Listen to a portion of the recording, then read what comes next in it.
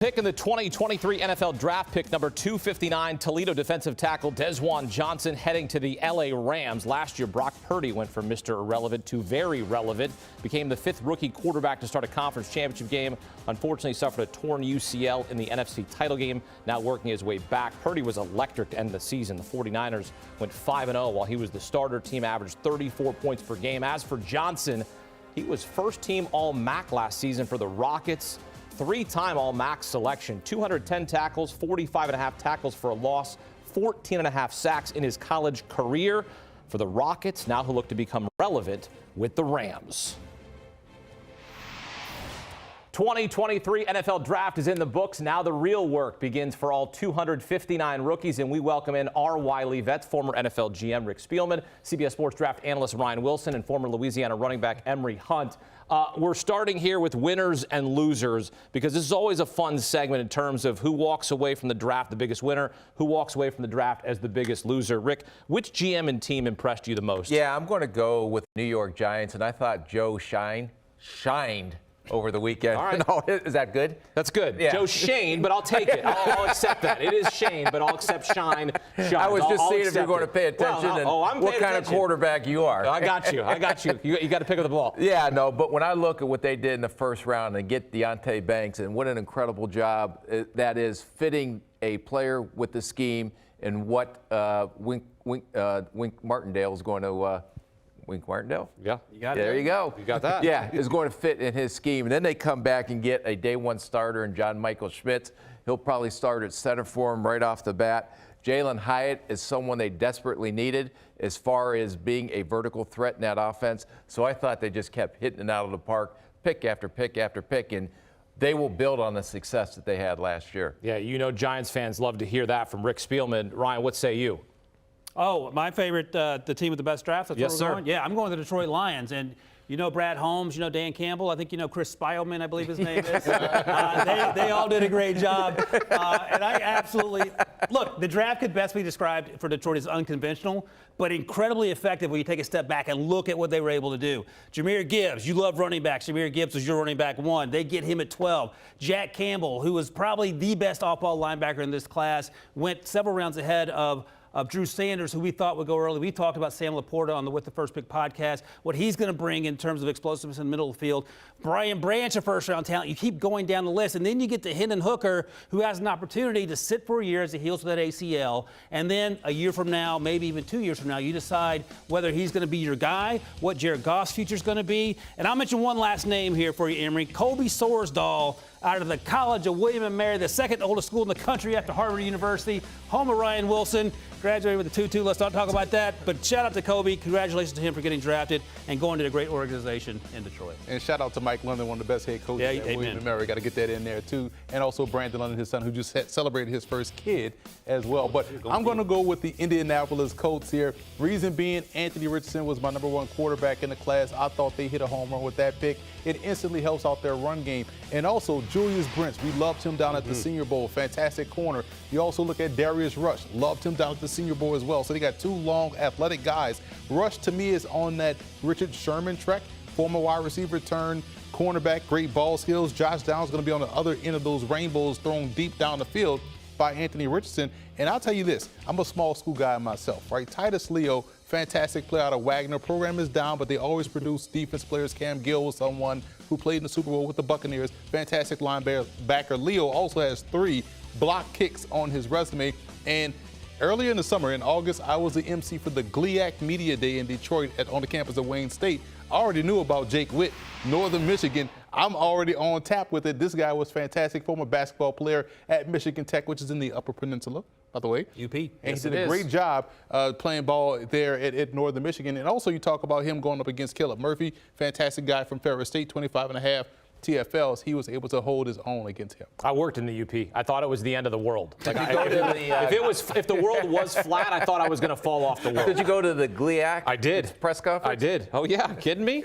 Division I hockey there. Division I hockey. Oh, well, there you go. So it wasn't for the football? The football's good. They have good turf. They had a good turf field. Look at that. They had good media meals. That was good. I mean, you know about a good media meal. All right, on the flip side, Who's the team that walked away from this draft with a weak class? Yeah, no, I'm going to look at the Arizona Cardinals. And Emory, you can piggyback off of my weak class. And I'm not going to say it's weak, but I thought they did a phenomenal job with the trades. Like next year, 2 1s, a 2, 3 3s. They moved up, or they moved back to 12 from 3. Then they moved back up to go get an offensive tackle in Paris Johnson. Well, they passed up Will Anderson, who could have been probably a perennial Pro Bowler and a tone setter for them with the new regime. Also, I liked B.J. Ojulari, but again, you're talking about Will Anderson versus B.J. Ojulari. And I think they panicked a little bit to go back up to get Paris Johnson because that was where the run on the tackles went. And they still could have got Broderick Jones if they would have just stayed at 12. So I think when they saw Chicago Bears sitting there at 9, that was going to be the first tackle threat team or a team to take a tackle, I thought that's why they panicked and jumped up to go get Paris Johnson, who will be a good pro, but I don't see him as a perennial Pro Bowler. And that's where I have the question, because you talked about passing up on Will Anderson. That was the biggest question for me. Stay pat at 3, take the best player. You need help at pass rush. You lose Chandler Jones. You lose J.J. Watt. You need someone that can get to the quarterback, and you talk about someone that has gotten to the quarterback time and time again in the SEC. He played a little bit out of position, maybe more of a 4-eye technique this year at Alabama. That's why the sack numbers were down. But everywhere else, why would you draft a Clayton Tune? Why would you take someone that may not be able to play or stay healthy over the course of his season, let alone his career? So I just found questions about the Cardinals all throughout their pick. Yeah, and if you look at in their 3rd round, you got Garrett Wilson, who's injury prone and is coming off an ACL and is a good football player. I just don't know how high his ceiling is. And your favorite player, Michael Wilson, who's another guy with a durability concern that doesn't run very fast. They're good football players, but I really question how much better they're going to get than what we saw coming out of college. I'm going to New Orleans with the Saints, and I don't hate their draft. I just question that draft compared to the other teams in their division. Carolina got Bryce Young. The Bucs got Kalijah Kancey and Cody Mock in those first 2 picks. The Falcons got Bijan, and here you look and see what they have. Brian Brzee feels a huge need in the middle of that defensive line. Tough season last season for a lot of reasons having nothing to do with football, and if he bounces back, he's going to be good. Isaiah Foskey, just learning the game. Incredibly physical, fits the bill. Strong, but not necessarily twitched up. Can he come in right away, or is he a designated pass rusher? Kendra Miller, I love him as a complement to what we have in Alvin Kamara. And Saldiveri adds depth along the offensive line. Again, Jake Haener, the quarterback, he's not going to play unless something goes wrong. Maybe down the road, but he's not helping right away. Jordan Howden, I think, is a steal at this point, the safety out of Minnesota who ran really well. But A.T. Perry, we've talked about this. Is his future going to be Juwan Jennings? Or because he's not fast enough to play outside at 6'4", 198. He has that size. He may have to gain weight. Ran in the 4.4s, played a lot slower than that when you saw him on tape. 4.7s. Yeah, absolutely. All right, so Ryan, you did not like what the Saints did in this class. You gave the New York Jets a C, so that's pretty average. I don't mind that. This year, they had a heck of a class last year. You remember, headlined by defensive and offensive rookies of the year, Sauce Gardner, Garrett Wilson. And as we sit here right now, Falcons running back Bijan Robinson is the favorite to win this year's Offensive Rookie of the Year. Emory, as our resident running back, are you backing Bijan to win the award? I was told I couldn't pick a running back for this award, so I am going to go with a running quarterback in Bryce Young. I'm not going to say running quarterback. He's just dynamic. For me, I feel like everything is in place for him to have success right out of the gate. Good coaching structure. You talk about Josh McCown, Frank Wright, Jim Caldwell. They have a lot of weapons. Carolina should have made the playoffs last year if they had a steady hand at the quarterback position. I think even though he's a rookie, Bryce Young gives them a steady hand. They'll be a surprise team in the NFC. Yeah, he's steady, ice in his veins, all those things you saw week in and week out at Alabama without the playmakers that Tua and Mac Jones had. I'm going to go to Atlanta. I'll take the running back mantle for you since you're not going to do it, Emory. I'm taking the layup, Bijan Robinson. And one of the best stories we heard during the pre-draft process, Rick, we talked to Bijan last week, and I'll just tell this story quickly. He played against his division rival or his high school rival junior year, 98 yards, 3 fumbles. They got to him. He said, I'm going to get him next year. The following year, against that same division rival, 430 rushing yards, 6 touchdowns. In the same game. One game. Yikes. He said, all right, I'm mad. He's going to be mad coming into this season. He's going to be asked to do a lot. They have Drake London. They have Kyle Pitts.